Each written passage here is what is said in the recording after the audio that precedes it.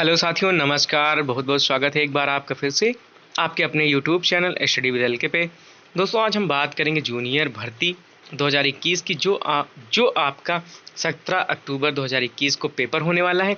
तो यहाँ पे हम आज आपके लिए लाए हैं स्पेशल पैकेज। ये है विज्ञान का, यानी जो लोग विज्ञान से जिन्होंने फॉर्म भरा, यानी साइंस से जिनका फॉर्म है, तो उनके लिए कंप्लीट विज्ञान की तैयारी यहाँ पे करवाई जाएगी।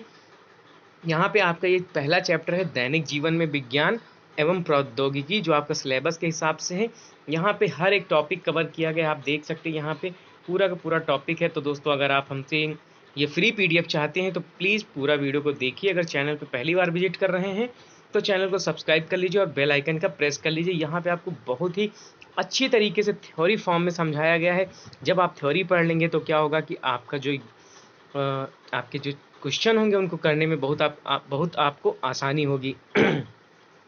तो चलिए दोस्तों, शुरू करते हैं। उससे पहले अगर आप हमसे जुड़ना चाहते हैं तो नीचे डिस्क्रिप्शन में टेलीग्राम चैनल की लिंक दी है, और यहाँ पे ये मेरा पर्सनल नंबर है। अगर आप हमसे जुड़ना चाहते हैं तो यहाँ से भी जुड़ सकते हैं और फ्री इसके नोट्स प्राप्त कर सकते हैं। तो चलिए, अगर आप यूपी टेट अपर प्राइमरी की भी विज्ञान की तैयारी कर रहे हैं तो ये भी आपके लिए बहुत ही इम्पोर्टेंट होने वाला है। अगर ये आप विज्ञान देखेंगे तो ये आपका जूनियर विज्ञान, यानी जूनियर आपका यूपीटीटी जो होता है उसके लिए भी बहुत लाभदायक है। तो चलिए हम बात करेंगे पहला दैनिक जीवन में विज्ञान। तो यहाँ पे जो सबसे पहला दैनिक जीवन विज्ञान में क्वेश्चन बन के आता है, यहाँ पे मैं आपको सिर्फ वो पॉइंट कराऊंगा जो आपके क्वेश्चन आने की संभावना है। तो न्यूटन, जिन्हें कि हम क्या कहते हैं, सर आइजैक न्यूटन के नाम से जानते हैं, उन्होंने किसकी खोज की थी? तो गुरुत्वाकर्षण बल की खोज किसने की थी? सर आइजैक न्यूटन ने की थी। ये आपका आ सकता है। तो चलिए, ये भी आपका क्वेश्चन हो गया। फिर हम बात करेंगे दैनिक जीवन में विज्ञान की देन।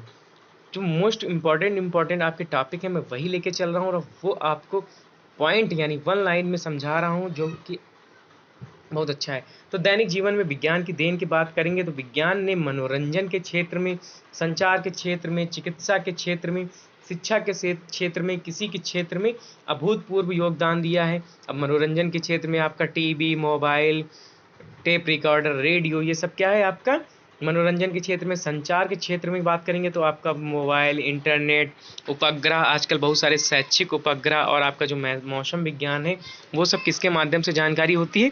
तो वो सब आपका विज्ञान के ही माध्यम से जानकारी होती है। चिकित्सा के क्षेत्र में बात करेंगे तो चिकित्सा के क्षेत्र में आपका क्या है? आपके बहुत सारे X ray machine, endoscopy machine, CT scan, बहुत सारी दवाएं, बहुत जटिल सर्जरी, ये सब क्या है? सब विज्ञान की वजह से ही हो सका है। शिक्षा के क्षेत्र में क्या था? पहले क्या था, लोगों को शिक्षा नहीं मिल पाती थी, लेकिन आज क्या है, घर बैठे क्या अपने मोबाइल के जरिए वो लोग शिक्षा ग्रहण कर सकते हैं, यानी डिस्टेंस लर्निंग। कृषि में भी अभूतपूर्व योगदान दिया गया है। अब बात करेंगे जैसे रेलगाड़ी, दूर संचार प्रणाली, बस, कार, ट्रैक्टर, पंखा, टेलीविजन, बल्ब, वायुयान, टेलीफोन आदि, ये सब किसकी देन है? ये सब विज्ञान की देन है।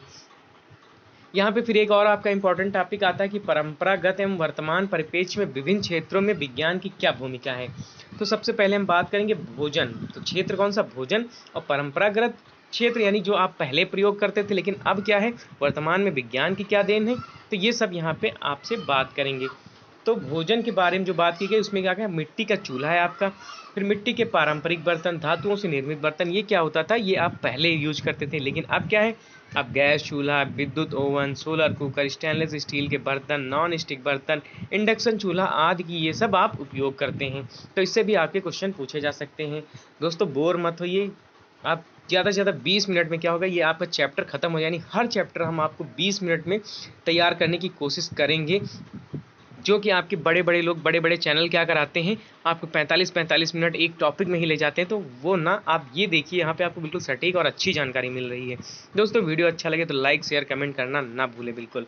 हम यहाँ पे बात करेंगे कृषि की। तो कृषि में क्या, हल, बैल, कुआं, रहट, गोबर आदि ये सब क्या होता था, पहले यूज होता था, लेकिन अब क्या है, ट्रैक्टर हो गया, नहरें हो गए, ट्यूबवेल हो गया, रासायनिक उर्वरक, उन्नत बीज, कीटनाशक, इन्होंने क्या किया, कृषि को उन्नत बना दिया है। फिर हम बात करेंगे यातायात की। तो बैलगाड़ी, तांगा, ऊंट, घोड़ा गाड़ी, खच्चर गाड़ी, ये सब क्या होता था, पहले यूज होता था, लेकिन अब क्या यूज हो रहा है आपका, साइकिल, कार, बस, रेलगाड़ी, पानी का जहाज, वायुयान, ये सब आपके यातायात में यूज हो रहे हैं। फिर हम बात करेंगे मनोरंजन की, तो नाटक, नौटंकी, बिरहा, कठपुतली, नृत्य आदि ये सब पहले होता था, लेकिन अब क्या है, अब आपका radio, TV, transistor, cinema, video game, DVD आदि आ गए हैं। फिर हम बात करेंगे संचार में, तो संचार क्या है, आपका संदेश वाहक पहले होते थे, डाकघर होता था। तो अब क्या है, telephone, mobile, fax, email, computer, Telegram, internet आदि ये सब क्या हैं, ये आपको मिल गए हैं। फिर हम बात करेंगे चिकित्सा के क्षेत्र में, तो चिकित्सा के क्षेत्र में क्या हुआ, रोगों की जांच हेतु पहला और दूसरा उपचार हेतु। तो रोगों की जांच हेतु क्या किया जाता है, नाड़ी देखकर पहले किया जाता, फिर अनुमान द्वारा किया जाता था, ये सब पहले।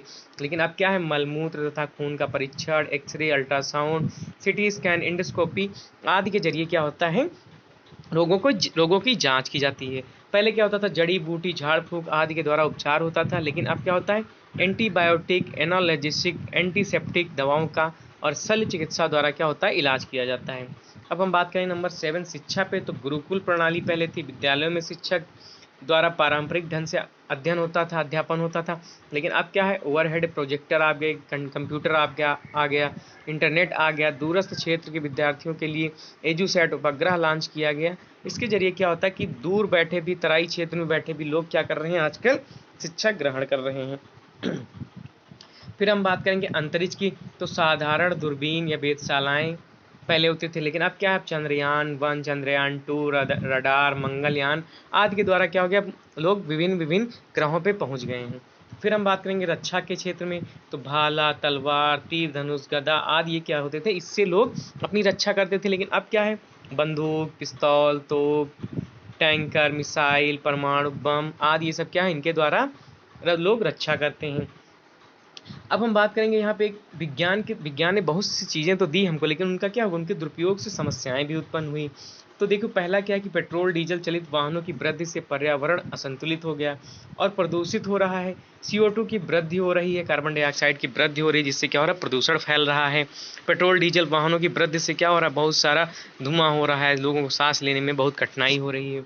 कृषि में कीटनाशक दवाओं का प्रयोग से लाभ तो होता है, लेकिन क्या होता है, मृदा प्रदूषण बढ़ रहा है, जल प्रदूषण बढ़ रहा है, संकट उत्पन्न हो गया है इन सब प्रदूषणों का।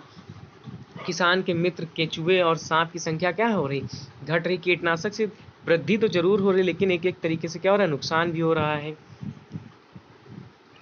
भू स्तर नीचे गिर रहा है, कुएं तालाब सूख रहे हैं, ध्वनि प्रदूषण बढ़ रहा है, कूड़ा करकट, अपशिष्ट पदार्थ आदि से क्या हो रहा है, प्रदूषण फैल रहा है। रेडियोधर्मी विकिरण ओजोन परत में छिद्र वायु प्रदूषण के कारण ही हो रहे हैं। फिर क्या हो रहा है, परमाणु ऊर्जा का अनुचित अनुचित प्रयोग हो रहा है। उदाहरण जैसे हिरोशिमा और नागासाकी पे क्या किया गया था, ये आपका परमाणु बम गिराया गया था, तो वहाँ पे आज भी क्या हो रहा है कि बहुत सारे लोग विकलांग पैदा हो रहे हैं। तो ये सब परमाणु ऊर्जा का अनुचित प्रयोग है। फिर क्लोरोफ्लोरो जो आपका कार्बन है, CFC गैस से ओजोन परत का क्या हो रहा है, क्षरण हो रहा है। अब अगला हम इसी टॉपिक में बात करेंगे वैज्ञानिक खोजों में भारतीय एवं विदेशी वैज्ञानिकों का योगदान। तो सबसे पहले हम बात करेंगे चरक की। तो चरक क्या थे, चरक ने जड़ी बूटी की खोज की थी। सुश्रुत जो थे भारतीय वैज्ञानिक, उन्होंने शल्य चिकित्सा में योगदान दिया था। आर्यभट्ट जो थे, इन्होंने पाई का मान ज्ञात किया था। और हमारे जो श्रीधराचार्य जी थे, उन्होंने वर्ग समीकरण को हल किया था। तो ये भारतीयों के योगदान थे। और कुछ अन्य भारतीय वैज्ञानिकों को भी हम उनको देख लेते हैं और उनका योगदान देख लेते हैं क्या था। तो सबसे पहले ये आपके एक एक नंबर में क्वेश्चन जो आपके मल्टीपल चॉइस आ जाएंगे, तो उसमें आ जाएगा और दिया रहेगा कि पौधों की संवेदनशीलता में किस वैज्ञानिक का योगदान था, तो आपको यहाँ पे बताना होगा। तो सबसे बढ़िया मैंने यहाँ पे लिस्ट बना दी, आप यहाँ के इस जरिए से आप देख सकते हैं। और फ्री PDF के लिए दोस्तों आप हमारे टेलीग्राम चैनल से जुड़ जाइए। तो चलिए ज़्यादा बात न करते हुए आपको बिल्कुल सटीक जानकारी दे रहे हैं। तो पहले हमारे भारतीय वैज्ञानिक थे जगदीश चंद्र बोस जी। इन्होंने क्या किया था, पौधों की संवेदनशीलता पे योगदान दिया था। फिर हमारे थे सर CV रमन, प्रकाश का प्रकीर्णन रमन प्रभाव इन्होंने ही खोजा था। S रामानुजम जो इन्होंने संख्या सिद्धांत निकाला था। जो SN बोस थे, इन्होंने क्वांटम मैकेनिक्स और गॉड पार्टिकल के बारे में खोज की थी। मेघनाथ साहा जी जो थे, इन्होंने तापीय आयनीकरण यानी साहा समीकरण की खोज की थी। TR शेषाद्री जो थे, ऑर्गेनिक केमिस्ट्री यानी औषध विज्ञान के बारे में खोजा। होमी जहांगीर भाभा जो थे, इन्होंने परमाणु कॉस्मिक विकिरण के बारे में खोज की। फिर विक्रम साराभाई की बात करेंगे तो अंतरिक्ष अनुसंधान के जो जनक माने जाते हैं वो विक्रम साराभाई माने जाते हैं। फिर डॉक्टर APJ अब्दुल कलाम जी जो थे, इन्होंने क्या किया था, प्रक्षेपण शास्त्र, मिसाइल प्रक्षेपण, और ये हमारे राष्ट्रपति भी रह चुके हैं। डॉक्टर कस्तूरी रंगन, इन्होंने प्रक्षेपण के क्षेत्र में योगदान दिया, जो ये यहाँ पे लिखा प्रक्षेपण। फिर डॉक्टर खुराना जी हैं, हरगोविंद खुराना जी, इन्होंने अनुवांशिक कोड की स्थापना की थी। फिर सुब्रमण्यम चंद्रशेखर जी जो थे, इन्होंने खगोल विज्ञान पे खोज की थी। और जो हमारी कल्पना चावला थी, इन्होंने क्या किया था, अंतरिक्ष विज्ञान में अपना योगदान दिया था। तो ये कुछ थे भारतीय वैज्ञानिक और उनका योगदान। अब हम बात करेंगे कुछ विदेशी वैज्ञानिकों के बारे में और उनके योगदान के बारे में बात करेंगे। तो सबसे पहले यहाँ पे हम बात करेंगे जो हमारे वैज्ञानिक हैं, ये हमारे विदेशी वैज्ञानिक के नाम है और विज्ञान के क्षेत्र में योगदान है। तो सर्वप्रथम हम बात करेंगे एडवर्ड जेनर की। तो एडवर्ड जेनर ने क्या किया था, रोगों से रक्षा हेतु वैक्सीन की खोज की थी।